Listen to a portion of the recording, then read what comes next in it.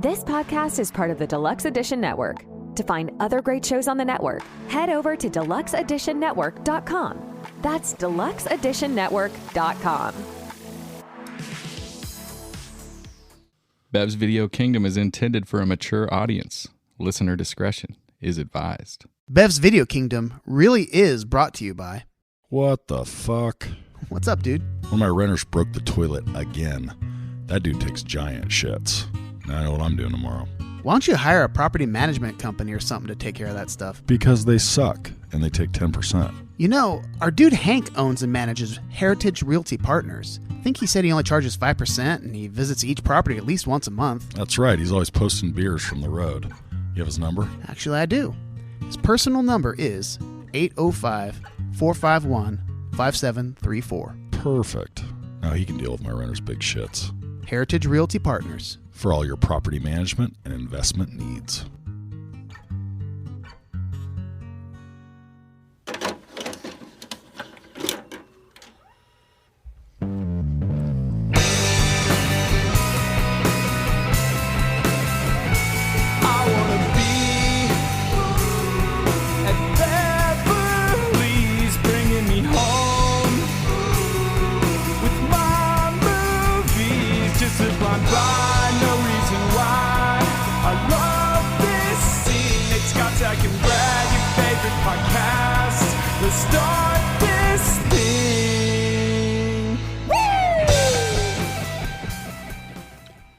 Iosi Domine, Domine sis requiem.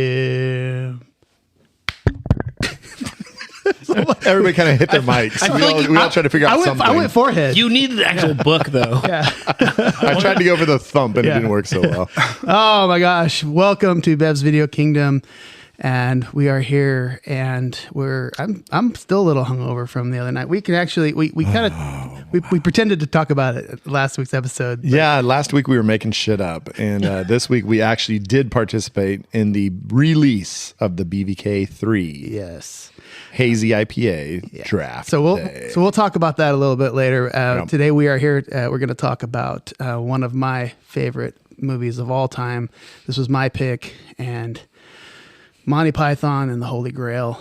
And I'm a little upset because Zach isn't here, because I really wanted to hear his take, because at the end of the last pod, he said he hates this movie, I think is what he said. I think that's what he said. And we were actually looking forward to his take, but he had a interesting work moment pop up, and we had to excuse him. Yeah, it was a good excuse, and unfortunately he won't be able to be here. So, and Nate is, I don't know what his excuse is. So we have a ragtag. Nate got signed after the BDK release. Yeah, he got signed immediately, and he's going to be in A Star Is Born 2. Right. Yeah. Electric Boogaloo. Electric Boogaloo. That was one of the really, actually, it's called Acoustic Boogaloo. I'm sorry. Right. Hope floats again. Yeah, Nate did actually all of the members of BVK represented on stage. We did. And it was a lot fun night. Before we go any further, there's some other voices that are chiming in. Let's let you know who the heck they are. I'm Scotch Beck, and you already heard Brad talking, and he's drinking right now, so he's not going to talk again. To his left, we have Matt Marlowe from The Real Drunks. He's joining us last minute, which we really appreciate. No problem. Very last minute, but hey, I'm always here for you guys. You know that. Love it, man. Thanks for and then we have from a previous show, and I was trying to remember which show was it. It was Tarantino. That's why in my phone he's actually labeled as Tony Tarantino, because I that's just the way I do things. Like when I make contacts, I always add something a little special. So that was the Bastards Inglourious Bastards episode. That's right. So Tony is joining us again, and we just really appreciate you coming on as well. Happy to be here. Another incredible movie to talk about. I'm very excited to talk to you about this movie. Awesome. And then to my right, just hanging out, we got my buddy Jason Whitehead. We went to school together. He's a big movie fan. He's a fan of the pod. He was on recently and ripped Nate's ass on Notting Hill. Notting Hill. Notting Hill. A very nice little. Yeah. What's the term I'm looking for? What do we call it? We call it manifesto kind of. Yeah. It was definitely like a manifesto for sure. Yeah. So anyway, I think I called the Pocket Aces manifesto. Ooh. Because it was while poker was going on. Right. There was some poker references for sure. I don't know. Well, thanks for hanging out with us, all you guys. I really appreciate it. And let's talk Python. Before we do that, you want to talk a little BVK IPA release party? Yeah, we could save when we talk about the beer. I would say, do you remember it? Yeah. Oh boy. Yeah, I guess we will talk about it for when we're drinking. Yeah, later. when we get our drink with the director, I think we'll bring it then. Yeah. So, the Holy Grail, 1975. I think this might be the oldest movie we've done so far. Really? On the podcast, I think it might be. Oh, you know what? I've never thought about that because we do pretty much stay in our wheelhouse. Yeah. And So, 2 of us were alive when it was released. barely. 3 of us were not. So, all I know is I remember watching this when I was really young, probably too young, but I just remember this being a very important movie when I was a kid, and just quoting the hell out of it my entire life. And I remember we had an English teacher in high school who was actually kind of a piece of shit. We won't go too far into that. I will second that. Yeah, I know names. Yeah, he was a dirtbag. Let's keep us out of any potential libel situations here. But Well, I'll just say that at my 20th high school reunion, a girl went off and was like, "This is what he tried to do to me, and trying to call me, and this and that." well, he asked out multiple girls in my class out to coffee after they graduated and stuff, and Yeah. it's just anyway, hella scummy. really scummy. Oh, and we found KY jelly in his desk drawer. Hey, you know what? Yeah. You miss 100 shots you don't take.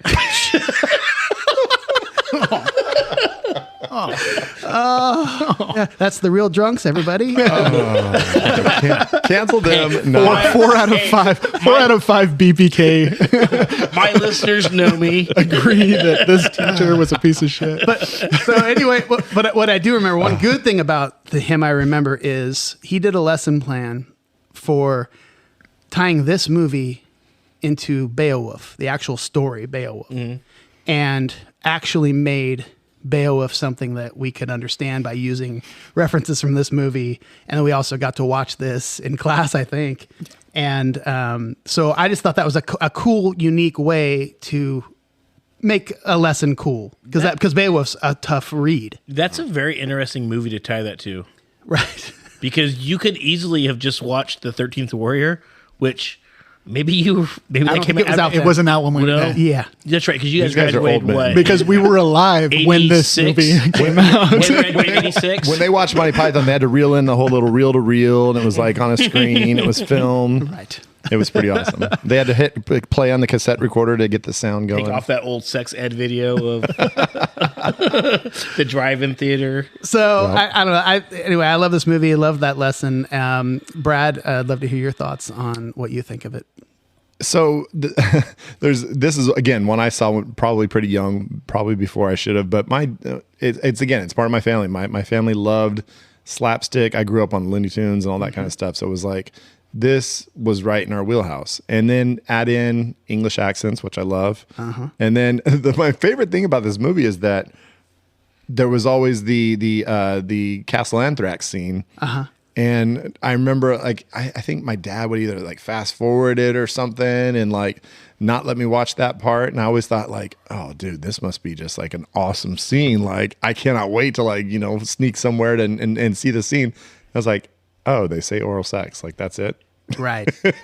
Yeah, the spankings though. Don't forget the Spanking, spankings. spank me. Yeah, that's true. But I remember thinking it was going to be like some like wild orgy or something. But because I also remember that in Monty Python, like every once in a while, maybe it was Monty Python. Maybe I'm thinking of Benny Hill. They would have like a boob every once in a while. That was Yeah, Benny Hill. Benny Hill. There you go. So I thought all the British, they just like to show the tits all the time, and I was looking forward to that as a young kid, as a young boy. But no, I mean this is something that immediately like latched onto, and with all the kids at school, like we're doing references and stuff. And then I know in 7th grade or 8th grade or maybe 6th grade, I don't know, we actually did like a stop motion Lego movie based on this. Like we kind of adapted some of the scenes from that. And I remember we did like basically like the we made it lava this time, and we had like little Legos were flying off the bridge and then like melting into the lava, and we had to do it like with stop motion and like little wires and stuff. It was a lot of fun, and so it actually ended up being pretty funny. And we showed it to a bunch of folks, but that's before YouTube, so that VHS probably exists somewhere, but who knows? Was that stop motion with an actual stop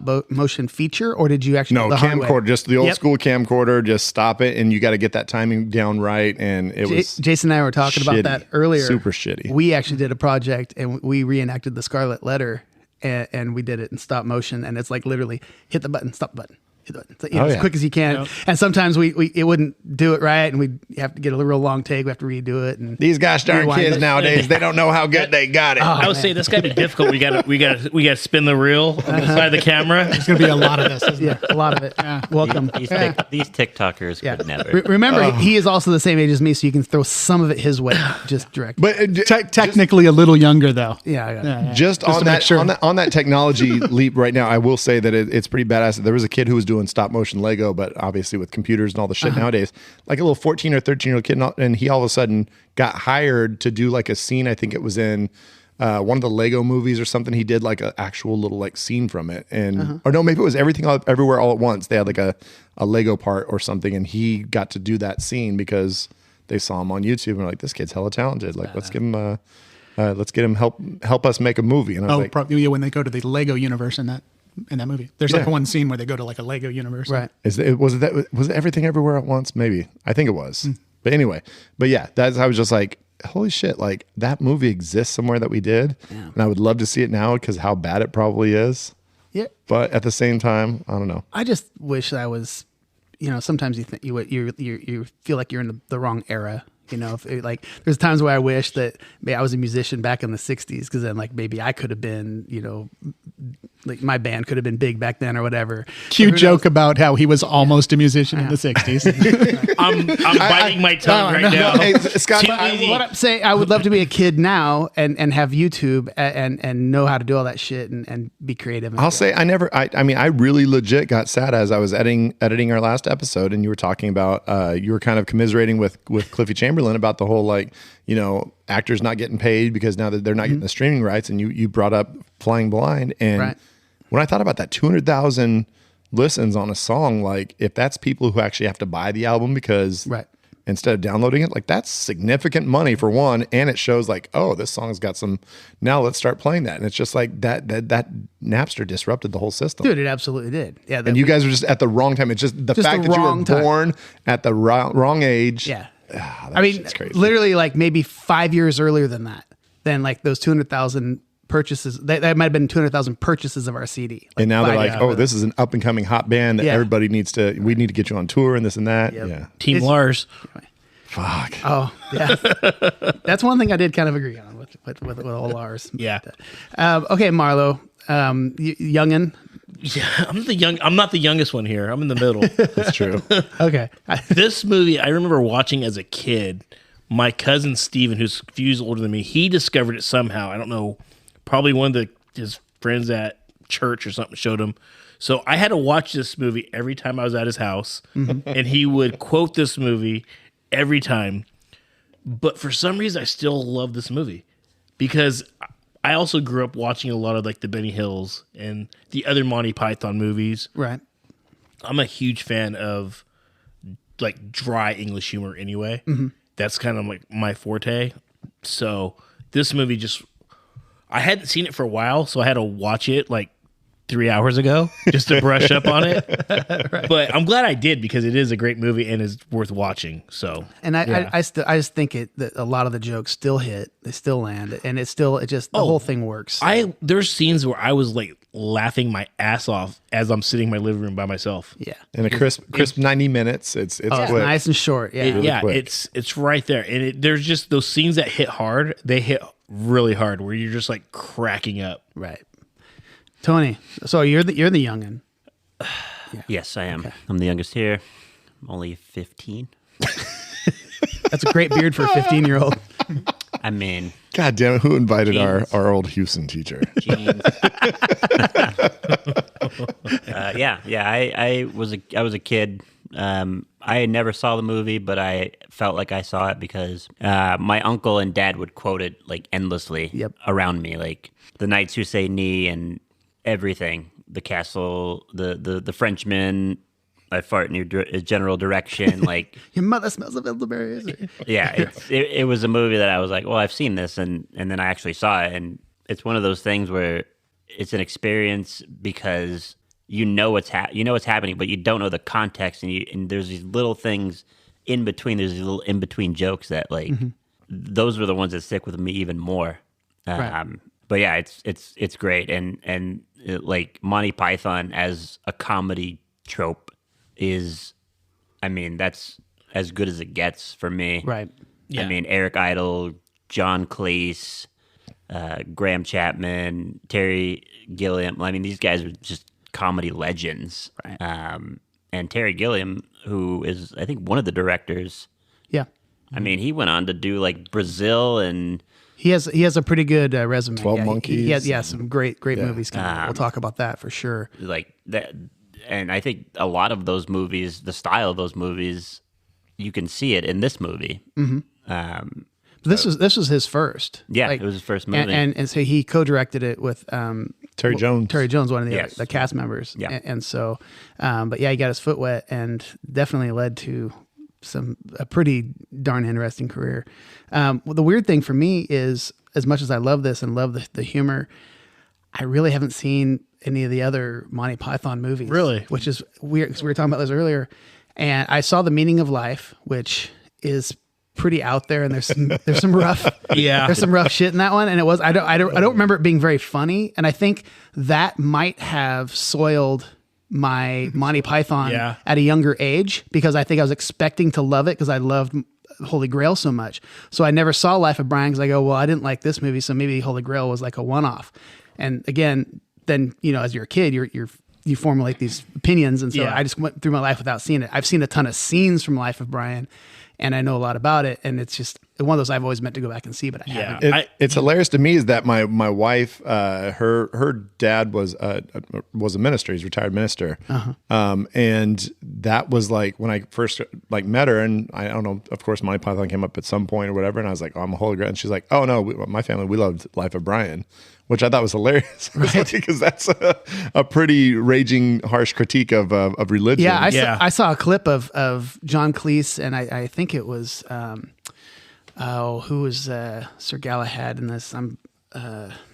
That's the one name we haven't mentioned yet. Is it Michael Palin? Thank you. Yes. Michael Palin. I think it was those two, and there was two like priests and like in the hierarchy of the church, and they were like having this serious debate about whether or not it's funny or not. And they're trying to like basically like, look, it's a joke and blah, blah, blah. And it got really awkward. I didn't even finish the clip because after a while I'm like, okay, I don't want to watch. a little uncomfortable. Yeah, I got really uncomfortable. Yeah. So that just And you could worked. tell Cleese was getting pissed. He's just like, dude, you know, you guys are taking this way too seriously. But it's like, yeah, they're priests, so you're going to take this seriously. Yeah. You know? I feel like, but Life of Brian is probably the second funniest after this one. Okay. Like, yeah. I definitely would watch that. Like, Meaning of Life, I'm with you. I didn't really care too much for that one. But Which is funny because Meaning of Life has my boobs that I was looking for, because I was gonna mention the sex ed scene is is ridiculous. Well, absolutely ridiculous. that scene in Anthrax Castle, if you look very carefully when he walks into that room where they're all in there, all the women are in there, they're wearing very thin, A lot of thin. Yeah. and you can see through it. Yeah. We didn't have HD back in my day, okay?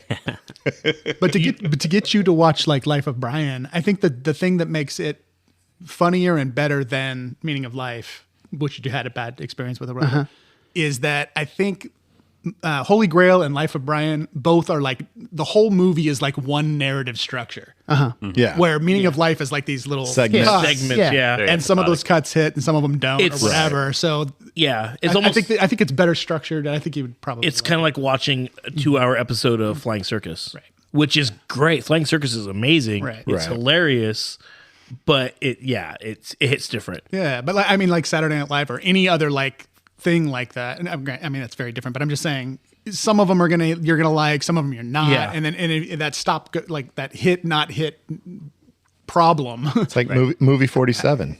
I avoided that one. Right at the tip of your tongue. I only caught like the very beginning of that. I'm like, nope, I'm out. The minute I saw, I can't even remember which Are one you that is. saying when there Is was that a ball when sack? there's like the ball balls on sack? the Yeah, chin, yeah, yeah. I was like, I'm out. I'm out. That's just too dumb for me. And I'm pretty dumb. Tony, did you see movie 47? I did not. I passed on that one. Okay. It's a good movie. I think most There's a people few did. segments that are really, really good, but Pretty crazy that the budget on this was £282,000. But of course it was 75. So That's probably like I don't know what it was back then as far as you're the looking at exchange. close to 300. $1 million sterling, I'm thinking. Who knows? Just saying words. Bag full of ruples.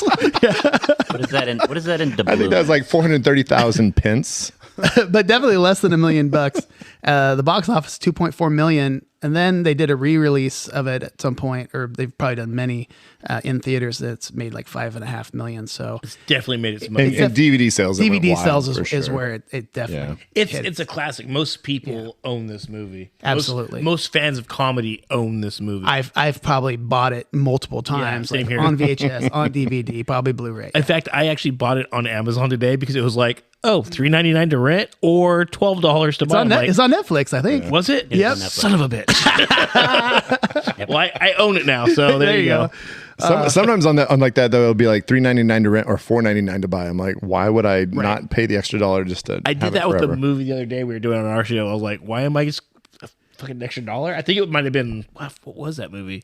Maybe Fury? Now you better watch it again because if you don't, then you're a sucker. Yeah. They got you. It'll give me in a couple of years. I'll watch it. But, I got this on Amazon. Great movie. Rotten Tomatoes 96%, which I always love to see, even though critics are whatever. But for this movie, for critics, that's pretty incredible. Yeah. 96%. Well, you have two types of critics. One, the ones that were in on it and in on the joke and understand. And then there's two, like, then there's the second type of critic where it was like, this is just lowbrow humor, without, like, with missing some of the stuff that I know as a kid, there's a lot of stuff in this movie that I missed, like, that I didn't get, like the political discussions and things like that. So it's like, there was a lot of stuff that it went way over my head. And then now I watch, I'm like, oh shit, that's hella funny. Hell yeah. Are Absolutely. you talking about the two dirty, muddy people? Yeah.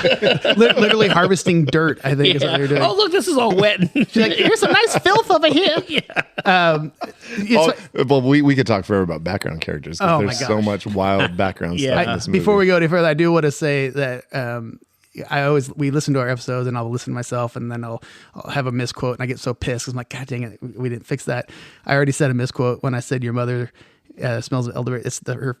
Your mother was a hamster. Your mother was a hamster. Your father smelled of elderberries. So, sorry, anybody out there freaking out. I was about to correct you, but I was Thank like, it's too early to correct somebody. Because when I listen to your episodes and I hear you guys misquote stuff, I'm like, you sons of bitches. And so I'm yelling at my radio, There's some where it's like I've said wrong names, just like I've changed somebody's first name before. Like I listen back, I'm like, oh, well, I really fucked that up. I do it all the time too, because you're not thinking about it as you're saying it, and then you come back and like, oh shoot, Whoops. yeah. Whoopsie. And before we move on any further, let's mention that we are on the Deluxe Edition Network, which is an amazing group of podcasts. We have a member here from one of the podcasts on the network. Who said he was going to take our title from us? That's kind of mean. It's going to happen. Coming to our house and say you're going to take our Yeah, title. he looks at our belt and says it's going to be nice when that's at my house next year. Basically, I'm saving you guys on postage. The Packers, I know. they tried to do that to the Niners. It didn't work. The Lions, they tried to do it to the Niners. It didn't work. Yeah, well, I'm gonna. Now they're going to neutral I'm gonna spot. Swifty your title away from you. Ouch. That's this coming Sunday, folks. Some of us at BBK are a little excited about the Super Bowl, and some of us are not. That's right. You Some just don't give a you shit. just hurt my brain a little bit because I'm like, this Sunday? Isn't it? Oh, yeah, that's right. Sorry. I finally figured out the podcast time. It kind of Right. works. But we have a couple pods of the month. Actually, and I'm going to make it 3. It's supposed to be 2, but we actually screwed up and there was supposed to be 3 last month. What? Yeah, I didn't know either. And I was listening to The Real Drunks, shout out, and you guys mentioned the third one and I was like, oh shit, nobody told us. Well, I think the reason there's a third one on your guys' month because you guys were also podcast of the month. year? Because last year.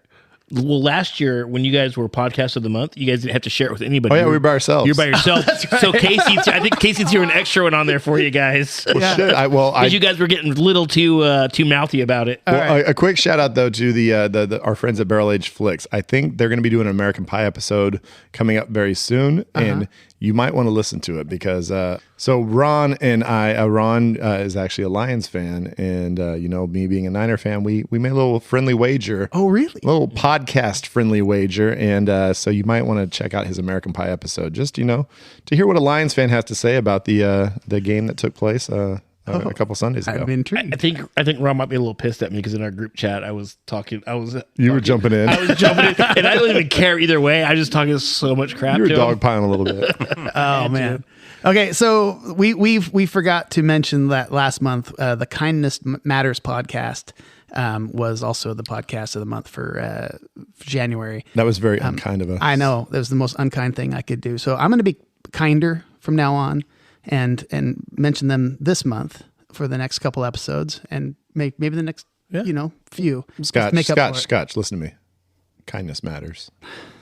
Thanks, Brad. You can go a little extra kindness and say, "Hey, welcome to the network," because he actually just joined us. He did just join us. He's the newest member of the Deluxe Edition Network. So it's a very positive pod. If you're looking for something positive, which is not really something you find around here. So if you want something Keep your completely opinion to different, yourself, old man. He did a palate cleanser. So anyway, definitely check that out. Kindness Matters podcast. We also have Films and Fermentation, and it's a podcast that talks about alcohol and cinema. It's kind of a new concept around here on the old network. That's such a great. Why didn't I think of that? That is not a palate cleanser. So Hey, real drunks. You know what you guys should do is have some drinks and talk about movies. Right? We should. We definitely So now, should do but that. if you really love that, which if you're here listening to us, you do like that. So you have multiple other ones. Yes. If that's it, where it's your wheelhouse, go to deluxeeditionnetwork.com and you can check out ours and you check out the Real Drunks. You can check out Films and Fermentation. And then while you're there, you can check out Friends Talking Nerdy, which they talk about all things geeky and nerdy, pop culture, science, technology, all kinds of nerdy stuff. And they're friends. They have a great Instagram. They have like a cool little Instagram. Like they always posting cool trivia and like little interesting memes and shit. So Yeah. So definitely check they're out pretty legit. DeluxeEditionNetwork.com. And we have a ton of great shows on there. And if no matter what you're into, there's probably something on there for you. So definitely support. It's like, shopping at a local business, because we're just all trying to make a nickel. It's helping the little guys. You're not going to those big corporate sponsored bullshit. Like this is shopping local is exactly what it is. You're going to the strip mall. In Scotch's case, like what happened at the BVK release. Oh. Speaking of stripping. All right, here we go. How about we talk about that? Let's do it. Pull up a chair and grab yourself a drink. We'll hypothesize what directors think. Maybe sometimes get a guess. Makes us look good. Let's drink, laugh, and pretend we know what we're doing. Drink BVK IPA. Drinking with the director. Draft day.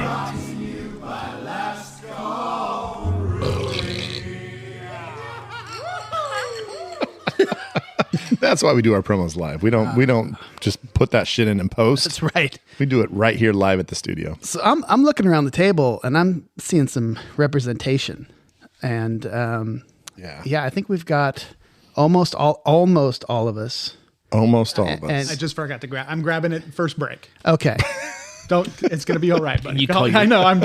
He's not even a real guest. Real Yeah, fired you up. call yourself a Getting real fired fan. up. I invite you into my home. Starting to see the veins in your throat and your forehead. Now, Jason was nice enough to bring something very nice, which is a bottle of whiskey. He did. Some This bourbon. is the second time on here. Second bottle of whiskey. Yeah, he brings gifts, and this is two out of two for bringing gifts. But his best gift is the box of heart. Oh, I did. Heart chocolates. I thought you were going to say Funyuns. Well, Funyuns are great, but he brought us a heart-shaped box of chocolates. in the and I was spirit like, of Valentine's. I love it. I mean, we're right here, right? Yeah. we're in the it's month of going up. February. It's I mean- the season of love. I happen to be, at Walgreens getting my life-sustaining medication, and how do I pass up the Godivas when I'm going to visit my favorite Valentine? With a bow. I would wait till February 15th. Well, I mean, Cheaper. it's probably from last year anyway, right? Like- Probably. Well, I will say, I'm looking around the table also, is that not only is everybody drinking BVK IPA, but also all of these people here were at the BVK IPA release party at Last Call Brewing in Oakdale, California. Absolutely. Incredible time. And in fact, three of us were involved in the whole canning process. So like, I mean, we were there putting that shit into cans and making sure it was prepared. My first canning day. It's such a cool process, man. That little machine they bring in there, and it's kind of cool that how people probably think that they do it there, but there's actually it's another brewery, right? That no, it's it's another company that just does a can. Yeah, they're like a mobile canning. Yeah, it's so cool that these guys they bring in all this equipment into the and they do it for multiple places. Yeah, they do it for all sorts of breweries all across the valley, man. What do they call Alchemy Brewing? Yeah, yes. So just a really neat. I did we post a video of that? I know I took one. Yeah, we did. Okay, yeah. So you check out our socials. You can see how it's even a couple of videos on our YouTube page. Oh, that's right. We do have a new YouTube page that we're just starting to get. We're sprinkling a little. We're sprinkling a little content. We'll get there. I wasn't there for your guys', but I have been there. I was there for the Hoist and Heavies, their last one. Uh-huh. And what's great about it is the cans that don't meet the standard, they don't have just the right amount of beer in it. Uh-huh. You get to drink. Yeah, the ones that get mislabeled and stuff. Yeah, I love it. Yeah, just like, what are we gonna do with these? I'll find it a good home. Yeah, exactly. That's from my Simpson fans. Well, you'll rent it a home because it's yeah. We had a great time at the release the other night. It was so fun. And each member of BVK got up and sang a song. Brad sang a couple. He got. That's right. You got a little snuck loose. Me into a second one because I didn't snuck you in. You snuck yourself in. You snuck yourself in. I think I didn't expect that you were going to sing that, and I was like, well, if you're singing one of my favorite songs of all time, well, then of course I'm going to have to jump in there. Yeah. You ran to the mic like you had no. I think you didn't have a choice. Yeah, I think you pushed a little kid over on your way. And the best part is he runs across, runs up, grabs the mic, and is getting ready. He's like, "Is it okay if I do this?" like, what am I gonna say? No. Like he's already on the mic. You know what? You accompaniment me. How do you say that? I'm sorry. Right. I'm making a Brother Where Art Thou joke. You did some good background vocals for me. Thank you, buddy. I think you heard like maybe one chord, maybe two chords, just a couple of strums, and your ear perked up. Oh, you noticed it. You were like drawn to Honestly, the mic, though, like he like did a magnet. I was like, oh, you need to do something like something new, something special, and you're like, okay, I got this. Yeah, and I'd never played it. We did "Creep" by Radiohead. I'd never done it before, and the minute I hit that first chord and that drum beat, I think might have been what kind of gets it. Yeah, I was just like, okay, I know what this is. Me and Brad were mid conversation, and it was like an immediate kind of like he just his mustache perked he up. Floated away, like immediately just floated away. To be fair, I was already like, this was like 5 BDKs in, I think, because once I did my first song, I was like, oh shit, I'm like, this is time to drink now, right? Because I was a little nervous. I wanted to make sure I didn't drink too much before I started my first song, right? And then once that was done, I was like, fuck it, let's go. And I knew a few people there that were, there was always a drink in my hand. So I mean, you did a great job. I will say that. No, appreciate it. Thank you, man. Being sincere. Scotch always does an amazing job. I always like to go listen to Scotch plays when he's around. Thank you. All you guys that jumped up and sang was great. Yeah, Nate killed it. Zach killed it. Nate is perfect for that type of song. He's got that growly kind of like country style. It's legit. Multiple people that that know me and that hang out last call that don't really know you guys that well. Mm-hmm. And he goes, "Hey, who was that guy that was singing? That was so cool. He sounded great." I'm like, "Oh yeah, dude, that's BDK. That's the beer we're here celebrating." It's one of those dudes are like, "Whoa, that's cool." I was hanging out. Another shout out to another listener, Jeremy, after the show, and we actually went out to grab a bite, and he's like, "Dude, what is it with Houston people and they can all sing?" and they're from Escalon. He went to Escalon High School. He's like, that's our rival. Yeah, he's like, everybody in Houston's like talented, and what's up with that? BVK is like a movie podcast, but it's also low key music superstars. Well, I mean, I'm not going to go that far, but at the same time, some of them more than others. Yeah, for sure. No, for sure. Especially the ones in my brother's band. But no, the BVK IPA release, all we're saying, folks, is that if you can get in on it next time, I mean, hopefully there's a next time. Yeah. You never know. Keep listening. BVK4, we'll have to figure out some type of new name. Oh, I think I already nailed it. Oh, shit. Well, I think I nailed it. It's so good. What you said for this one? Yeah. The one that we didn't use. It was up. Okay. It was up for debate. Consideration, Well, sure. I'll tell you off air why. Fair enough. But anyway, but if you carefully can look at the bottom of the can. Oh yeah. Did you check this out yet, Maddie? I didn't, but I heard what it was. So his suggestion is actually on the bottom of the can. Yeah. So it was a great time. I mean, I actually hadn't seen the beer. It just looks so beautiful and yummy in my Bev's Video Kingdom pint glass. If you had the dictionary of like what a hazy IPA looks like, it's just that perfect color, that perfect haze. Of course, we always have to give a shout out to our boy Walter over at Last Call. With a little bit of guidance from his BBK friends, this guy can put together a badass beer that is just, I mean, people were walking out with cases. Like, that's the best thing. I was watching there, and like, you have multiple people, I mean, friends of ours and stuff, but even people we don't know that are just walking out with cases of it. I'm like, God damn, people love this beer. Yeah, so make sure you get down there. It's going quickly. It's on tap right now, but that'll be gone soon, and then you're going to be down to just some cans, and it tastes great out of the can too. It's amazing. This is like probably my favorite. Like, I'm not a big IPA drinker. I mean, I do like them, okay, but this one right here is the one that I wait for to come out because it's so good. It's super crushable, 7.4% alcohol. Yeah, you got to be careful with this one. You got to stagger. I didn't them. realize it was that high. Yeah, you gotta stagger it is so it goes down so easy. It'll get you drunk. On canning day, on canning day, I had 2, and actually it was the day of it was the day of the release. It was in the morning. Yeah. And I realized I can't day drink anymore because that thing. Yeah. I had a head change and I needed a nap, and it was tasty as hell. Well, Daniel, my co-host, he's our new member of the Real Drunks. He's not a huge beer drinker. He drinks straight tequila is what he's drinking. And when he drinks beer, he's always drinking like the Last Call Light or light beers. He loves this, and he's like over at your house, Brad, the other night when we were over there. He was crushing them. He even said, "Oh my god, this is like so good. I love this." Oh, dude, it's delicious. And you know what, folks? For those who've listened to us for a while, your boy Nate had 3 of them that night. He didn't even sneak in any whiskey. I had no idea. He was like that. He's like, this is my favorite version of the beer, and he had 3 of them. And that dude is not a beer drinker whatsoever. So that says something to me right there. I heard you say that he liked it. I thought maybe he had a taste or something. No, he had I 3 of watched them. him drink. He drunk 3. All right. Yeah. I mean, if you couldn't ask for a better. That's the promo best than review that. right there. That's amazing. Walter did it again. He The Messiah of hops. That's right. it. The concoctioneer. Concoctioneer.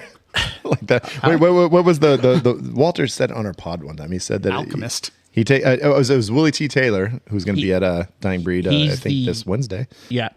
He said that he's the shepherd of The shepherd of water. water. Oh, nice. Love it. Shepherd of water. The third BBK, unlike the third Godfather, is very good. Yeah. That's a great review from my boy Tony. On that note, let's move on to drinking with the director. What beer would Terry Gilliam prefer? I think he would go with the BBK 3 Or Guinness. Probably again. I was going to say Guinness. Yeah, definitely for sure. Boddington. So yeah, like we mentioned earlier, Terry Gilliam and Terry Jones co-directed this movie, and yeah, Terry Gilliam. Brazil is the movie I haven't seen either, but have you seen that one? Yeah. Okay. Yeah. Really but that's listed at the top of his list, and when you're reading about him, it's like number 1. So I need to probably put it in my queue. It's like futuristic sci-fi. Is that? Yeah. Okay. Definitely kind of notorious movie. Like, Yeah. When it came out, it was sort of like brutally panned, actually, because it was so crazy. Okay. But It's very out there. Time Bandits is another one. Time Bandits was the next one, and that one. I love that one. That's a favorite from my youth. I haven't seen it since I saw it in the theater as a kid, so I don't remember much about it at all. But I remember loving it when I was a kid. You probably ruin it now if you watched it. It probably doesn't quite work. It's probably one of those nostalgia movies, you know? Yeah. But then he did movies like The Fisher King. Great movie. Robin Williams. Great movie. And 12 Monkeys, which is a mind fuck of a movie. I saw that in theaters when it first came out. I was like 13, 14 maybe, and I could not tell you what the hell that movie's about. Yeah. Like, I do not know anything. I haven't seen it since. I have no idea what's going on. I was so confused when I left the theater. Yeah, I had no idea. It took me probably my second rewatch of that to kind of go, oh, and I was older because I think I saw it when I was in college or something. Yeah. Yeah, it was crazy. And Fear and Loathing in Las Vegas. I didn't know that he did that. I didn't know he did that either. It's my favorite movie of his, and it's just so artistic. The colors on it are amazing. The drug sequences, I mean, just it really brings you into a world. Like I'm not somebody who's done a lot of hard drugs, but at the same time, when I watch that movie, I feel like I'm just fucked up. I'm like, this movie is crazy. Right. I love it. I love it. There's a lot. a Terry Gilliam movie that is kind of underrated that is a favorite of mine. It's called The Adventures of Baron Munchausen. We didn't talk about that. Adventures of Baron Munchausen. Love that movie. Yep. I grew up on that movie. That was one of the movies that my dad absolutely adored when I was a kid. Okay. And he showed it to us probably not long after I saw Monty Python. Yeah. But that's a classic. Great movie. Okay. That used to be shown on Showtime all the time when I was a kid. Like, and I would watch it all the time. It's a weird, It is very weird. crazy, weird movie. Like, if you watch that movie on acid, it will, yeah. Yeah. I mean, The head flying around. he definitely has a style. Yeah. And he's the one that did all the animation and all the crazy in this movie. And then you can see how that style kind of goes into all his other films and stuff. So he definitely has a thing that he goes for. He's got a style, He's yeah. the animator that falls over. Right. Yeah.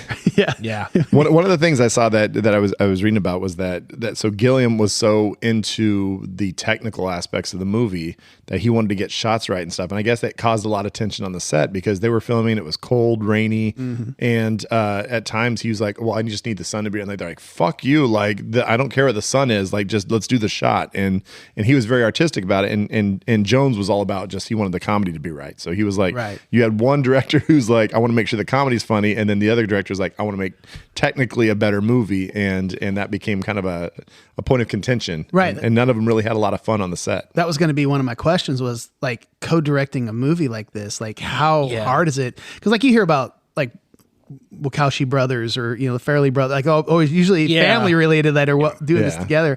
And, obviously they worked together on Flying Circus and they knew each other, but sometimes you get friends together and you start disagreeing. Like, what was that friction like? So I'm glad you brought that up, Brad. I wonder if that's like made the movie as good because one that wanted comedy, one that wanted the more artistic. They were kind of like checking each other. Like, you have to do this and this. Maybe that was for the better. Yeah, there's some shots in this movie that are like pretty well like composed and like blocked well, and like some of it is like in the beginning of the movie when the credits are rolling, they have like the subtitles at the bottom that are like Swedish. Right. Yeah. They're kind of like English. Yeah. And I feel like All the moose. I don't know if this is true or not, but I feel like Terry Gilliam maybe saw like some of these Swedish movies, like the Bergman films or whatever, because there's some compositions in like when what is it? Is it Sir Galahad goes to the Castle Anthrax? Mm-hmm. Like when he's going through the woods and there's the close up, great shots. Like super close up. It's like this is kind of great filmmaking going on right now, and that has to be. Well, it's definitely it's different. Those shots it takes you out of a comedy for a minute. Yeah, exactly. Are we talking about Arthur in the forest? Right before the Knights of Ni. That's another shot. That one too. Yeah, I thought they're going up on his face, and he's got the big eyes, and it's like they got and like they're a showing horror movie thing. Yeah, like, the knights are walking through the fog in the background. The score and the music get like really dark all of a sudden. Yeah. But yeah, it's when Sir Galahad is climbing up. It's like raining and it's wet, and he's like just waking his way through all the weeds and like super close up, tied up on him before he sees the Grail, the beacon, right? The beacon, there you go. The grill-shaped beacon, which is ridiculous. and brought you right back. When they're fighting the chicken. Or not the chicken, but the bunny. rabbit. I was thinking of. You're thinking about the credits. I was thinking of Or like when the they're talking intro, about Robin, when they're talking about he fought the chicken of Vagnor or whatever. But when we were fighting the rabbit, there's a couple great shots of that, especially of Sir Robin on his back and. Oh yeah, he's like backing away from the camera for sure. Yeah, the shots in this are fantastic. Yeah, really, really great. Anything anybody else wants to ask? How much when we were listing off all of his movies, like the through line there is there. All of his movies are like wildly creative, like ridiculously creative. Yeah. Stuff you've never seen before. There's no way you're going to watch Brazil and say, hey, this reminds me of nothing. Like there's no way to. So like how involved, I didn't check it out, but when you were looking through his stuff, how involved was he in the writing of all of his stuff that he's directing? Is he the writer on all of that also? Or you're asking if I do research? Well, I mean, have you listened to the pod? It is. I believe that he is every written and episode, directed. Scott, every single one. Was this the first of the 3 movies they did? This was This was their first attempt. This was the first one. Yep. Well, they there was a movie that they did that I hadn't seen. I think it was before this, but it was more just like skits, kind of like sketch comedy. It was called "And Now for Something Completely Different," Yeah. which I think was before this one. Yeah, that's I think that was their very first one, but he didn't direct it. This was the first thing he directed. And that was more of a was more just like an like extension sketches. of Flying Circus or whatever. I would just kind of like to know too, like, because I know with Flying Circus and they did, when you do those sketch comedies, you're kind of forced to, all the actors play the same or play multiple characters. Right. Yep. Right. So I was just kind of curious what made them do that with this movie too. If they haven't done a movie like, I mean, part of it was a probably budget. Yeah, Probably I was budget. it Like a a lot of their conscious money, thing, or I think I read, and I might be completely wrong, but I this is think the I read best. that This is the best. the budget, like they didn't have the money for this movie, and they had to go. They ended up having the studios wouldn't pay anything. Yeah. they didn't want this movie, and so instead they got their money. They went to rock stars. And stuff. I do remember It was reading like about Elton John No, and Led Zeppelin, Led Zeppelin. Pink Floyd, and Genesis. Yeah. Right. were big contributors to the budget of this movie. Yeah, they went. That's They amazing. they Because they were friends with those guys. Yeah, they put in money And a lot- because yeah. they were like friends and helped support. And a lot of them whatever. loved Monty Python. They loved watching the show, and so they were like, "Yeah, we want to be involved." Yeah. Absolutely. I just was curious if was it a money thing, and then it just snowballed from there with all. Well, and plus they were probably, like you said, they were so used to that's their modus of operandi, right? Like that's what they're used to doing. We play all the characters. Why am I going to hire somebody else when I could just put the dress on or whatever? You know, they were already used to it. Which I think is a great thing because I love seeing that. I love, Of course, I love seeing this actor here. It's like, oh, okay, yeah. right. One of the craziest things that I saw, and this is just, after being a fan of Monty Python and stuff for a long time, this blew my mind. Like, I just, every once in a while you do a little research, you find out something, you're like, oh shit, I had no clue. Mm-hmm. Terry Gilliam, American, born in Minnesota. Yeah. Really? Yeah. Born in Minnesota, and the best is when I found That's out crazy. why he left the States is super interesting because so it was into the 60s and started getting to like the kind of the a lot of the protest era and stuff. And he's like, he basically said, I feel like I was like early 20s. I felt like I was going to be a terrorist. He's like, I was afraid I was going to just like be like hardcore part of the protest movement, and so I needed to get out and go somewhere else. And so he went off to England and eventually falls in with doing a TV show. He ends up kind of meeting some of the guys and becomes part of Monty Python. It's a good thing he chose, But like into his England 20s, he grew up. So it's not like he like when he was 5 years old, he moved over. He not until his 20s. Consciously said, hey, at least a good thing he chose there and not Ireland. That would have been the wrong time Yeah, too. exactly. But that's interesting because the English sense of humor is very specific and Yes. very different. Yep. And because is it Nate that hates English humor? We've talked about this on the pod before, and I forget which movie it was, or is it Zach or both of them? No, they just don't like that Nate, kind of humor. I think it's the dry, very like the British Office type kind of like. Yeah. I don't know because Nate likes BBC Office, so I don't know. Yeah, it seems like I remember somebody hating that type of Nate humor. loves those British rom-coms. Yeah, he does like the British Good point. rom-coms. But I hear a lot of people though Capital rom-com. I think when you talk about Monty Python or Benny Hill, they're like, I just don't like that dry English humor. It's not uncommon. A lot of Americans, I don't want to say they don't get it, but they just don't. They don't appreciate it. we weren't raised on it, so Yeah. it's like very it's wordplay. different. It's very like there's you got to think about the jokes sometimes. Even though some of the slapstick part is very like just on the nose and it's silly, but some of their wordplay and stuff. It's very sophisticated. Yeah. Yeah, like just going back to the show, it's like was it the abuse sketch where he's like He's looking for an argument. I'm like no this is abuse. Right. He goes into the wrong room and gets hit. And then, he gets hit in the head. And he's like, this is getting hit in the head. I thought I was here for an argument. No, this is abuse. Right. It's a great sketch. It's like, but it's not like I'm not gonna say simple humor, but it's like definitely like a little bit thinking person's humor. I don't know. Is that right? Some of it, but then they have the absolute slapstick, silly. Yeah. That if you ever see, Google this on YouTube or whatever, the Ministry of Silly Walks. Oh yeah. Yeah. Which It's is just one of the most pure ridiculous physical comedy. Pure Yeah. physical comedy. Yeah. It's definitely not for everybody, and I can understand why. And I wish Zach was here to defend himself. But for him to say he hates this movie, even though he did say on the text earlier that he did like the Black Knight scene, he Black said that was Knight funny fight. as shit. Yeah. That gave me a little bit of hope for him.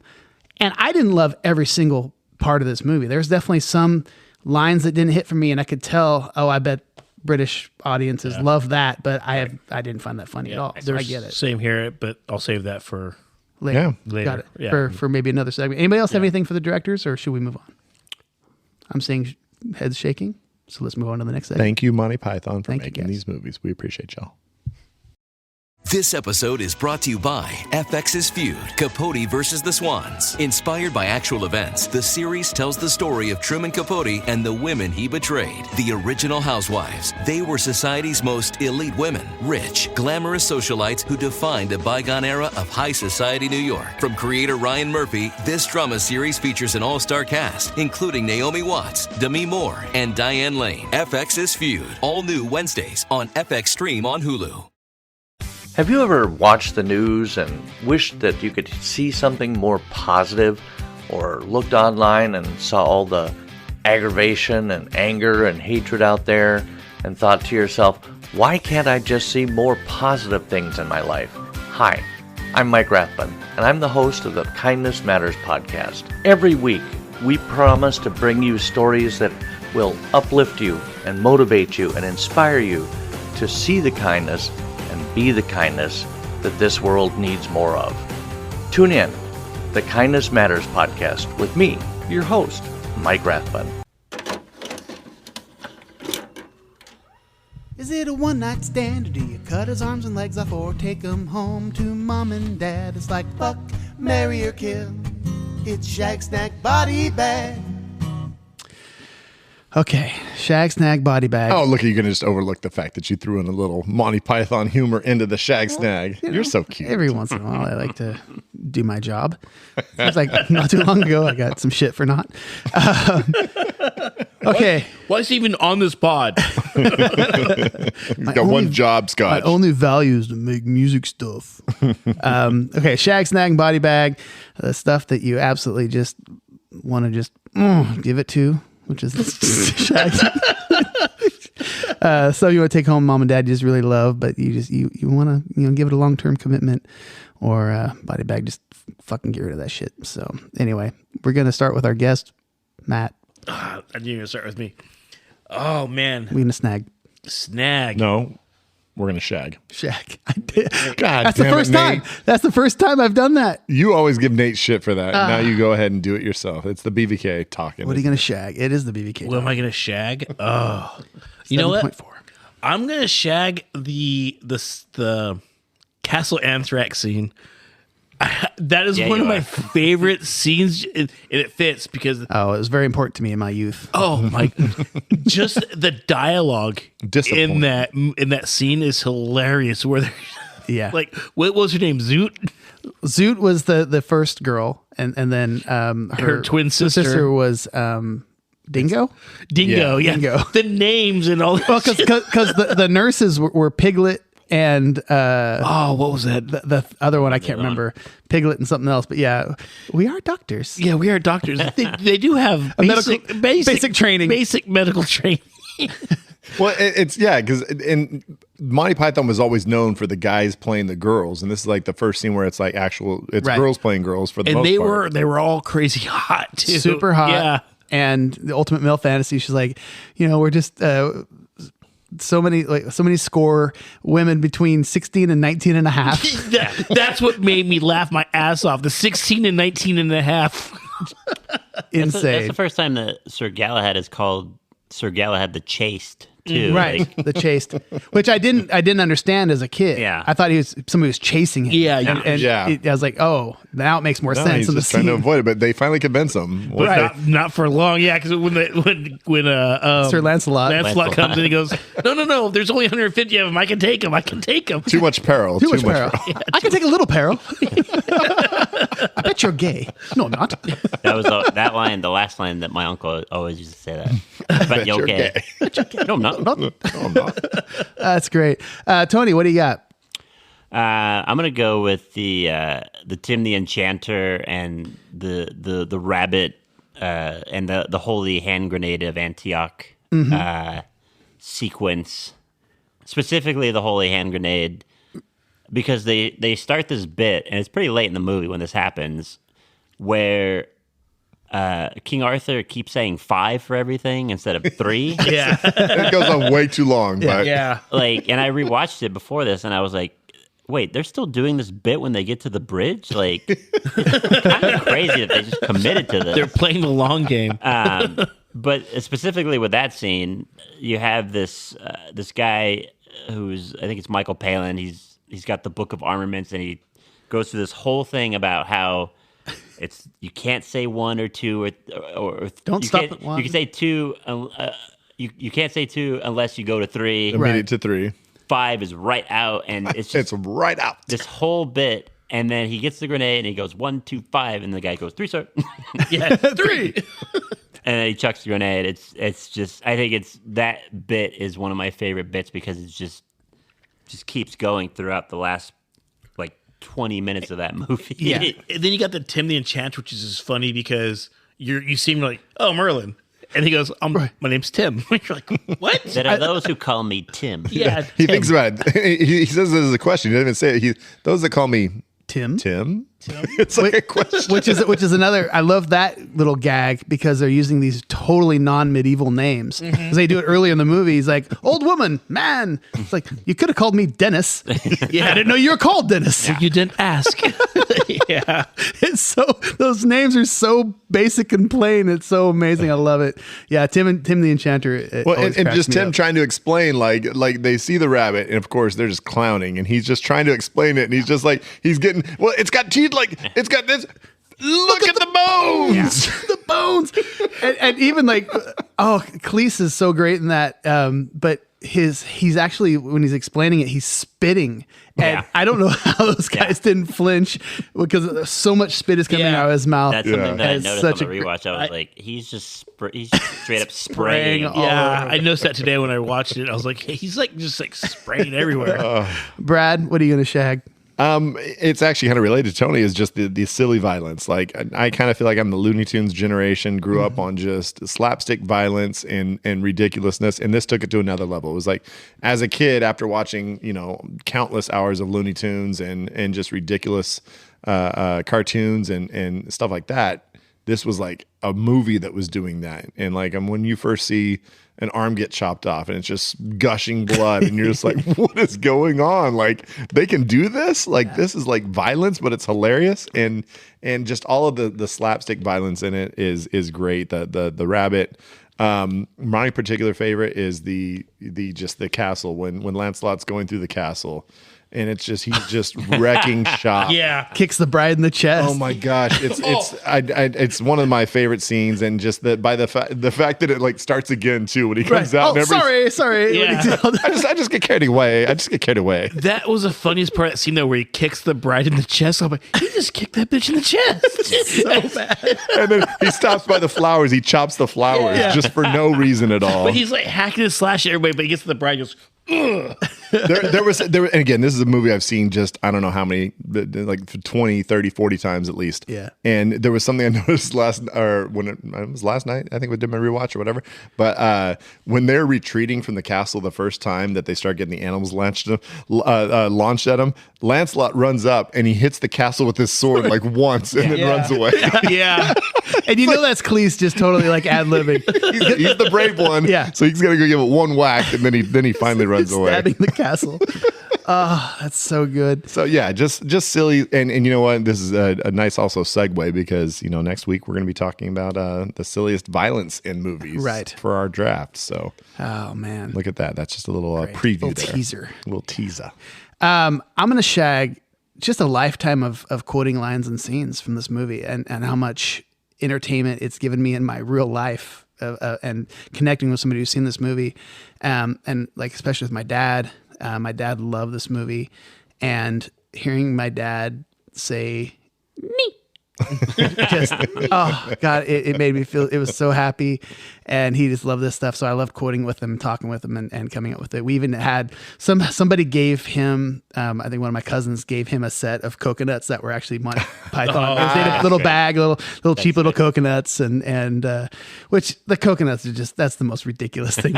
So great, so good. So when he's jumping over the rocks. And stuff. So good. I just love too when they he rolls up to the castle and They talk about the sparrows and The swallows. Yeah. Very, Swallows, very, swallows, very, very, swallows, yeah. technical talk about physics. That could be an African swallow. Well, that's another story. I want everybody real quick. We got to go around the table real quick. And what is the one line that maybe you feel like you've said the most? Oh, jeez. I can start because I think I've probably said it more than anything. It's just I got better. Yes, Like I think that's my Son of a line bitch. that I've Yeah, probably that- said the most. that was mine. Like, she turned me into a newt. A newt. I got better. I got better. I got better. That's what I would say. I've said, I don't know why, but I've made the joke, bring out your dad, a bunch of times. And I don't know what context, why it would make sense, but it did at the time, and it was hilarious. So. It's good. Yeah, probably like when he's fighting the Black Knight and he's got like no limbs left but like one leg, and he's like, "What are you gonna do? Bleed on me?" Yeah. Actually, I'm going to change my answer in the same scene. It's just a flesh wound. Yeah. I've said that a bunch of times. Yeah. Growing up as a kid, that was what we always used to say. Just a flesh wound. It's just a flesh wound. Yeah. I mean, that's the thing. That's so many quotes from this movie that have been used. Absolutely. That, I mean, it was a part of my childhood and even growing up. And I still say things from this movie all the time. Yeah. I didn't vote for you. You know, for kings. Snags. Who wants to start with the snags? Brad? It's again, I said silly violence for my shag, but now my snag is just comedy that works on numerous levels. Like anytime you can watch a movie when you're a kid and there's certain things that just resonate with you and you're just loving it. And then later on you watch it and there's jokes like, oh, I didn't get that joke. Like, oh, that's actually pretty funny. And then you start getting like the political humor of it. And then you get to help, I'm being oppressed, and like getting like what they're talking about there, the whole dynamics of Michael Palin's whole spiel there when he's in the field and right before that where he gets repressed, and it's so good. Like and it's, you're as a kid, you have no idea what he's talking about, but it's still funny. You can listen to it now. Yeah, it's so that's the thing. It's there's multi levels to Monty Python's style of humor, and I love the fact that it's like there's just jokes that build on jokes and it's something that's called back from later, like all the physics talk with the swallows, and then that actually ends up playing later into the movie, and it's just like so much of it is when they first meet Galahad, swallows? He's like sitting there playing with or what is it? No, it wasn't Galahad. It's Benevere. He's got the coconut. And the pigeon. It's just like that's just all of that is just great. Just like the end too, where they go where the swallows. He goes, "How do you know so much about swallows?" Because you know these things as a king. You need to know these things as a king. It was a throwback from the very beginning about the whole coconuts and swallows. So good. Okay, who wants to snag? I'll snag. Milo.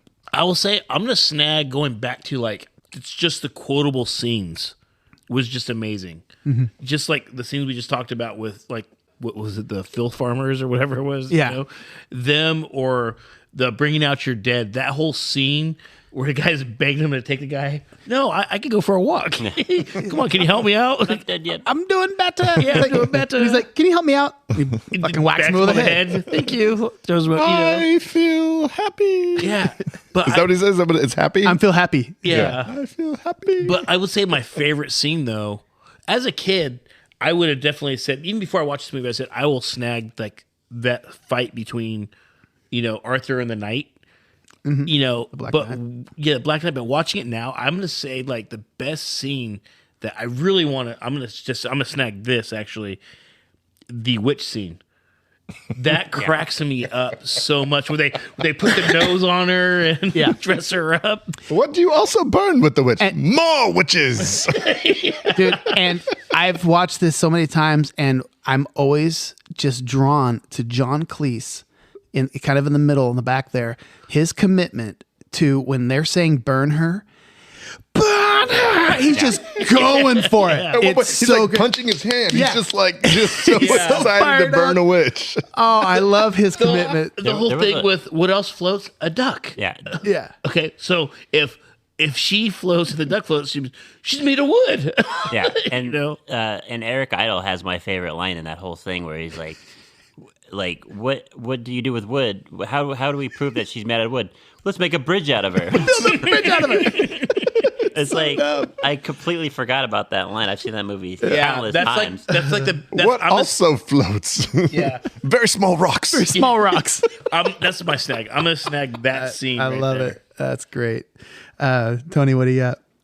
I'm gonna snag Terry Gilliam, the filmmaker, because I feel like this movie is kind of like the movie that, of course, launched his career, but everything that he's done since then has been unique and funny and odd and just quirky. And this movie, like, I mean, the horses with the coconuts and like all of the stuff in this movie that's like self-referential, and like he kind of took that and just made a career out of it, really. Yeah. It's like this gave him the confidence to like move on and be like, you know what? I'm going to do some weird stuff that just maybe only a few people really like, but I'm fine with that. He's kind of like, for me, he's like the comedy, like David Lynch. Yeah. Where he does whatever he wants to do, and you're either going to be with it or you're not, but like he's never going to do anything less than what he wants. Yeah. That's some confidence. I really dig that. I'm gonna snag, not necessarily from this movie, but all movies, Monty Python's music in general, specifically the Knights of the Round Table, the Camelot song, and this. But there's also some stuff that they've done with the Flying Circus and all. They have a song called "Sit on My Face" that is absolutely brilliant. It's so good. Yeah. But the Camelot scene when the Knights of the Round Table, it's so ridiculous. You got to know what the lyrics are, though. So you put on some subtitles, but the Ables, the rhymes of Ables. I was gonna read some lyrics here, if you guys don't mind. Yeah, no, you got to. Because I noticed this on my rewatch with the subtitles. Clark Gable at one point. Oh yeah. So we're Knights of the Round Table. We dance whenever we're able. We do routines and chorus scenes with footwork impeccable. So impeccable. They make it work. We dine well here in Camelot. We eat ham and jam and Spamalot. Yeah. Which spawned the Spamalot. Spamalot, yeah. Yeah, okay. We're Knights of the Round Table. Our shows are formidable. So formidable. They made it work. But many times we're given rhymes that are quite unsingable. We're opera mad in Camelot. We sing from the diaphragm a lot. It's fucking the wordplay great. is clever as fuck. Great. In war, we're tough and able, quite indefatigable. Between our quests, we sequin vests and impersonate Clark Gable. Yeah. It's a busy life in Camelot. I have to push the pram a lot. Which a pram is a baby carriage. Yeah. Which I didn't know when I was a kid. That's great. And it's just, I've never really dissected those lyrics, but damn it, they're funny. In the middle, just to drop the music for a second and have the guy. Yeah. That is my favorite part of the whole thing. The slave hanging, slapping his hands real quiet. There is a reason these guys are comedy legends. They're geniuses. Yeah. It's so great. It's ridiculous. So but yeah, dumb. I had the subtitles. I watched it and I was reading that. I'm like, oh my God, that's great. That is good. Yeah. It took me way too many years to finally put the subtitles on for that scene in particular. Yep. So anyway, okay. Everybody snag? Yeah, that's everybody. All right, body bag. I'll start. I'm interested to see if any of us have the same body bag, because I think there might be, but let's find out. I'll body bag. I'll say that there are very memorable, funny scenes that are amazing. Mm-hmm. But the lead up to some of those is just sometimes the pace is just like it dragged, and the little cut scenes with modern day. I didn't really care too much for that. Like the very ending of the movie, I'll body bag that those scenes. The fourth wall. Yeah, the fourth wall. Yeah. I wasn't a big fan of that. I'm going to co-sign because I threw body bag the ending. It's just like, I know sometimes in ridiculous, silly movies, like you got to just figure out how to end it. And they decided to go just very weird because it doesn't make any sense of like this whole world. And then you've got modern day folks and it doesn't connect whatsoever, but at least it ends the movie, I guess. That I'm co-signing as well because I remember that as a kid, my first watch being so disappointed They're about to That's how it storm is. the They're about to castle. storm the castle. You best see The a French big, are finally going to get their And they get, fucking like- revenge. I mean, they're going to get their Revenge. business. Like they're going to Yeah. put it on to them. and Yeah. so yeah, it definitely. And I read that actually John Cleese hated that ending too, but he also said that they really couldn't think of an ending, so they just said, "Fuck it, we'll send it like this." Yeah, because I mean, they could keep going with that movie over, Storm the Castle or They had a scripted version where they were going to find the Grail at Harrods, which is like the big luxury department store in London. Like Okay. they were gonna find the Grail there, which I don't know how that's gonna happen, but I don't know. I saw something else where they had there was going to be a big showdown between them, the French, and they were going to bring back the bunny somehow and have him fight, and so which Yeah. would have been great. so. I think we're all kind of in Yeah. agreement Yeah, there. I'm- Those like I had that before I rewatched it, like because it's the same thing. It's like, and it's not that these cops just show out like there's the scene where they like chop the Storian's head off or whatever. They like cut Yeah. him down, and they keep referencing that throughout the movie.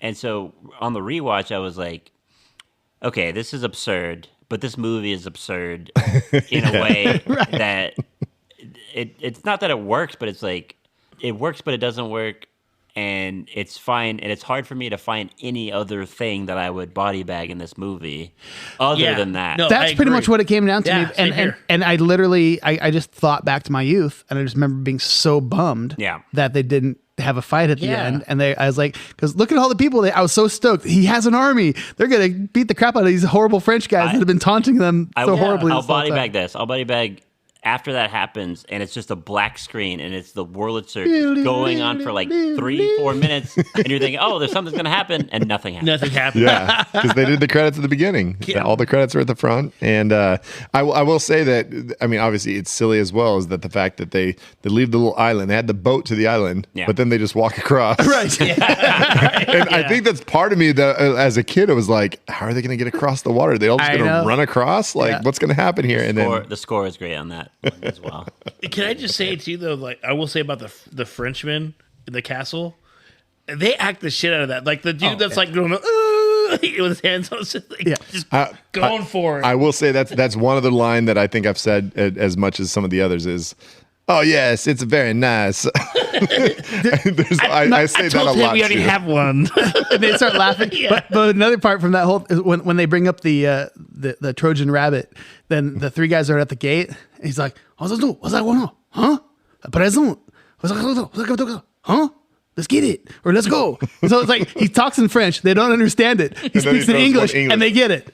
Yeah. It's such a subtle, funny, stupid Yeah. thing. And it's so, God, And then of course the what happens now? Well, get ahead. we jump out. Jump out. Perhaps a large wooden badger. Damn good. Oh, this movie. Yeah. If you don't like it, fuck off. Well, do you think we should tell people about other things they might want to watch? Yeah, if they like Monty let's move Python? on to the next because we could throw lines all night long. Yeah. For show. Crackle, Pluto, HBO, find anime on Crunchyroll, Peacock, Hulu, Disney, Netflix, Tubi, Sling TV, Shudder, Fubo. What the fuck is Fubo? Well, I'm sure it'll cause a sensation. It's a streaming recommendation. I'm a little mad because I just realized that I totally was going to have us pull up a phone or something and record a live version of the Drinking with the Director at the release.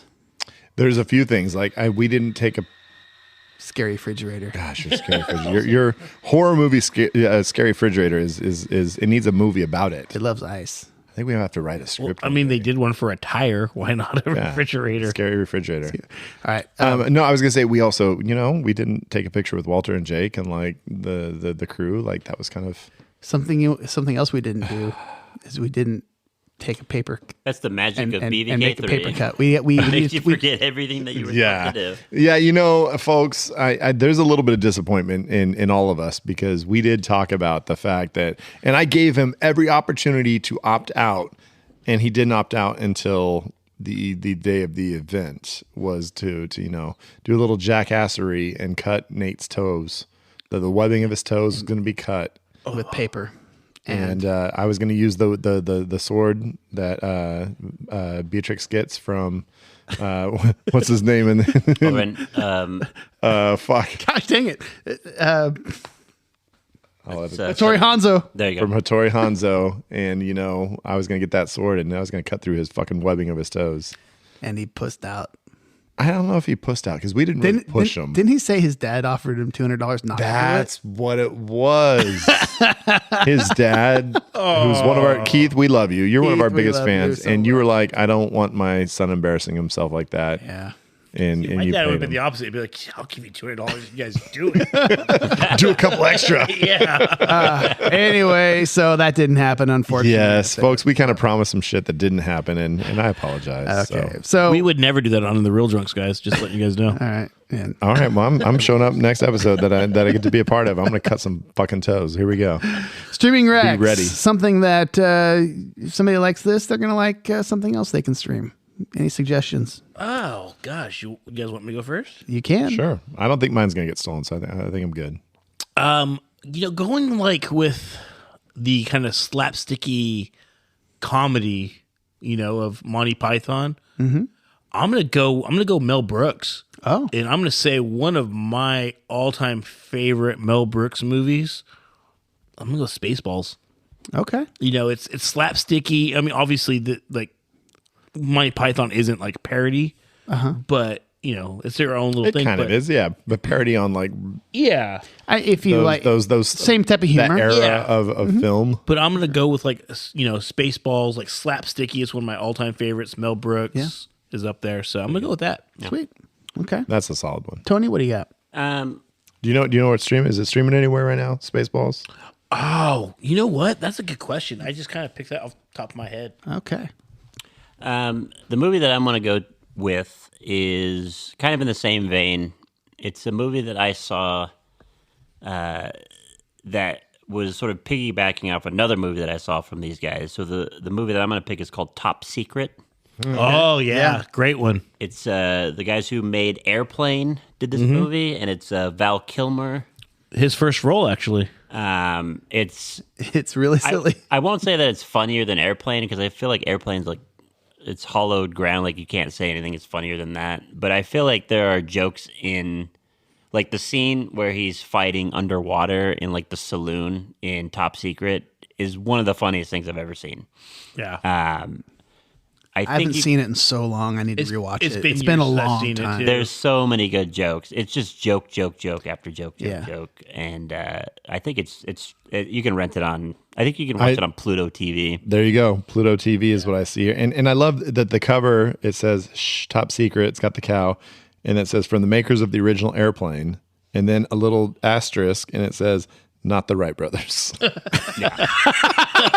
good. Yeah, It's available on Spaceballs is on Yeah, Max. on Max, yeah. Spaceballs on Max. And you know what, Tony, it's funny because you went with Zaz, Abrams Zucker. And my point by choosing Airplane is the fact that, they're, I think, maybe closer their movies that they've made are closer to like the Monty Python than any other kind of American filmmakers. So I mean, they're doing things, although they're not the ones performing. I mean, they know how to pick the right people to perform. I mean, choosing Leslie Nielsen, a serious actor, and putting him into the role of the doctor on Airplane. Kareem Abdul-Jabbar. Is just brilliant. Bringing Kareem Abdul-Jabbar into the airplane and then doing some amazing just jokes with him is like, no, that's not who I am. My name is Roger Murdoch. And then finally I'm an airline pilot. and when he like looks away as he grabs the kid and he drags him to him. He says, "Listen, kid, I don't care what your dad said." And it's just so great.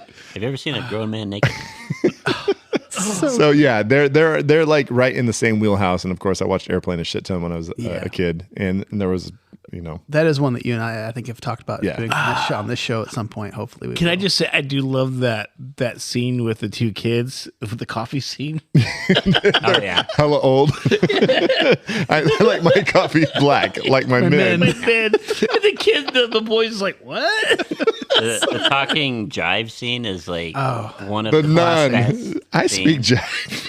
It wasn't the Slap nun. me a piece of the It was porter. Barbara Billings. It was the old lady. That's right. Yeah. Was it Leave It to Beaver's Leave it to mom? Beaver, yeah. Yeah. Yeah.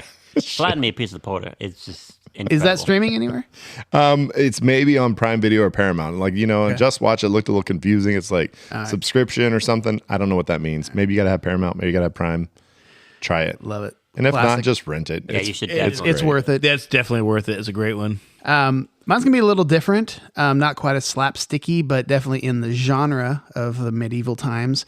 A movie that I really, really love. It's kind of weird because it mixes medieval times with current day music. I'm going with A Knight's Tale. Yeah. Little Heath Ledger. Ledger, and just a fun movie. Funny.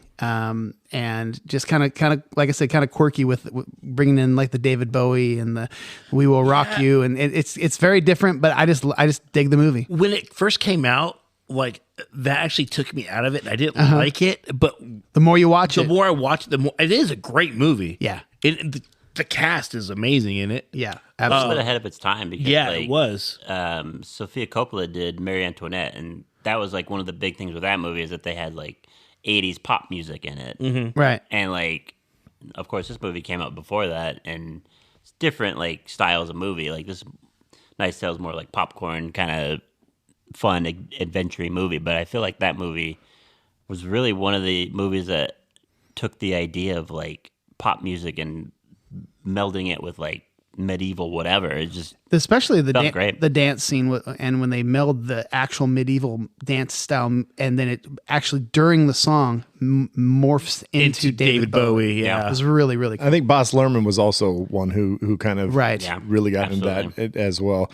I will say after Knight's Tale, I thought I wanted all my stock in Paul Bettany. Like I thought he was going to be like the superstar of all superstars. Like this guy is hilarious. He's amazing. His comic timing is perfect. Yep. And he's had a good career. He has. But I don't think he never blew up like I thought he was. Like I thought he was going to be like one of the funniest people, like a Hugh Grant of like the 2000s. Like was going to be Paul Bettany, and it didn't seem to work out that way. So I mean, he did movies after that, like he did Wimbledon, which I actually really enjoyed. Wimbledon. Have you ever seen that one? It's pretty good. But he was actually getting ready to quit acting, and I read an article or an interview where he said he was literally left his agent's office and was sitting on the curb just saying, "I gotta quit. I'm done. I'm not getting anything." And then he got a call to be Jarvis in Iron Man. And that actually saved his career. And he's like, okay, cool. Yeah. And then he just started doing He's had a pretty good career with Marvel. Like, obviously, he's wearing a lot of makeup as Vision and stuff, but he's done all right. He was awesome in WandaVision, and then he was really good. I liked him in Solo. I thought he was really good in that. He's good in Solo. A really good one, too, is Legion. If you've ever seen Legion. Yeah, that was like was that like a angel kind of thing? thing? It's like a prophecy type movie where he plays Michael, the angel, and like basically God's given up on men, so he sends all the angels to kind of like... And it's like the war, right? It's like basically the big fight. And he's trying to save like the chosen one type thing at like this little... It's like Hollywood was trying to like capitalize off like Constantine. Because that was a big but it's thing. actually did a really good job, and like you actually believe him as like an action... Yeah. Nice. Well, anyway, Knight's Tale's on Hulu. Hey, got a lot of conversation. That's let's move on to the next segment. Why not?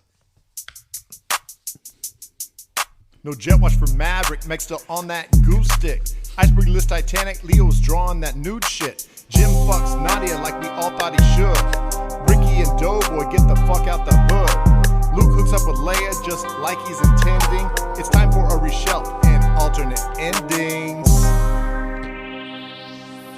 Well, based on our body bags, obviously all of us didn't like the ending, so we better have some good alternate endings, right?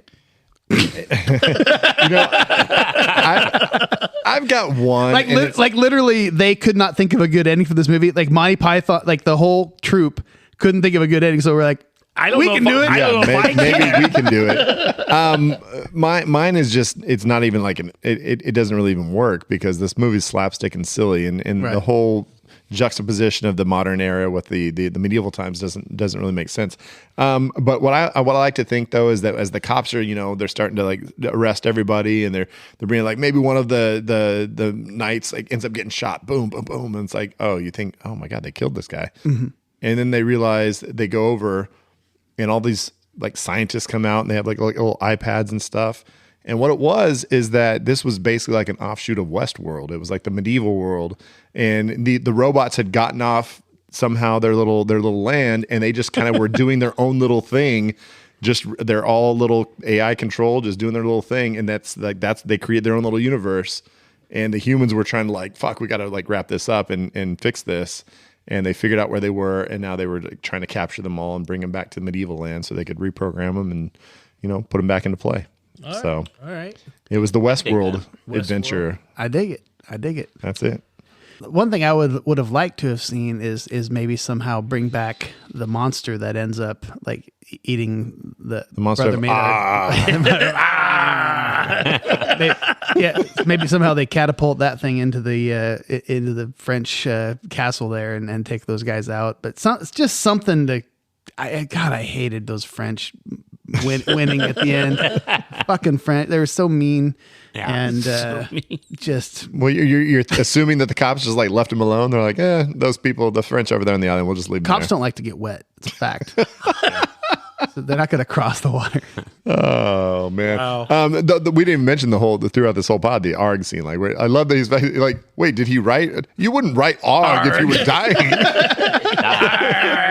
Maybe he was dictating it. Shit. I think it would have been interesting if like they actually like booked them, like they took them to a jail and like booked them, and like they were in like whatever London jail or whatever, and it's just a bunch of just regular 70s criminals just sitting around. It's like, and they're who are in these armor guys? and Like, what did they do? Like, and like maybe somebody's like drinking out of a cup and it's the Grail. Oh, there you go. The final shot. I like it. I love it. That's creative artist good right there. I love it. I would say if I had changed anything, I would change the very end, obviously, where they sack the castle. They find the Grail. The only one that's left alive is Arthur, right? He's on the run trying to save it. He goes to the Middle East. Flash forward 1940. Oh, this is Indiana Jones. We're dropping it into the Crusade. So it's actually Arthur in the cave. Yeah. That's Arthur. The chose poorly. archaeologist Shit. and his Nazi lover.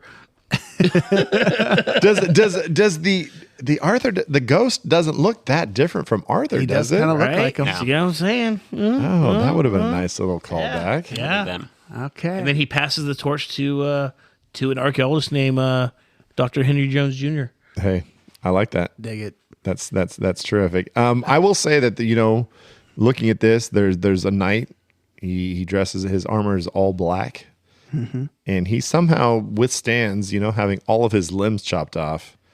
I think that dude comes back for some revenge at some point. I think those limbs grow back Oh, for sure. because Like Deadpool. he's a fucking vampire. Vampire. Oh, And this is Monty Python, the Holy Grail, till dawn. till dawn. Absolutely. Because who's surviving that? He's got all his limbs chopped off. And he says, "Get back here! I'll bite your legs off." The fangs were probably out. Fangs We were couldn't out. see it because he had the mask on, but that was definitely a vampire under there. You gotta like shake that helmet off. No, I'm saying he regenerates. If you ever watch Blade, they regenerate. Yeah. It happens. I think It takes my a while. favorite part of that scene is before when he's fighting the other guy and he's like running at him with like an axe and he just fucking throws the sword Yeah. right at his face. Through the slit in the helmet. Well, even most absurd is that I must cross this bridge. It's like a creek where you can just step across. That's dry. There's no water in it. It's kind of like Monty Python, the Robin Hood Men in Tights with Little John. No. This whole movie is like A roll's a roll and a toll's a toll. this whole movie is a bunch of people who are supposed to keep something like you're supposed to keep people from crossing something and they can't do it. The Black Knight can't do it. The three-headed guys can't do it. The Knights Who Say Knee can't do it. The guy at the end who is like The I don't know questions that three. We didn't talk about the questions three, which is none of those people can so can great. can favorite keep people color? from crossing whatever bridge that they want to cross. Another line. That's easy. What's your favorite color? why would Blue. you- I mean yellow. Why would So you not know cocky. your favorite color? He's so cocky when he goes up there. But no, it's Sir Robin is the one who gets the question about the capital of his, or what's the capital Assyria. of Assyria? Syria. I don't know that. Gosh. Shit, well, man. Hopefully you guys enjoyed listening to this as much as we enjoyed watching the movie and talking about it. Next week, we have a draft, and we've already kind of alluded to it earlier, but based on the Black Knight scene and the rabbit scene and these hilarious violent scenes, we are doing the funniest violent scene in a movie. So we'll have our friend Jason come and judge us, and it's going to be a lot of fun. So next week, come and hang out with us. For now. Knee.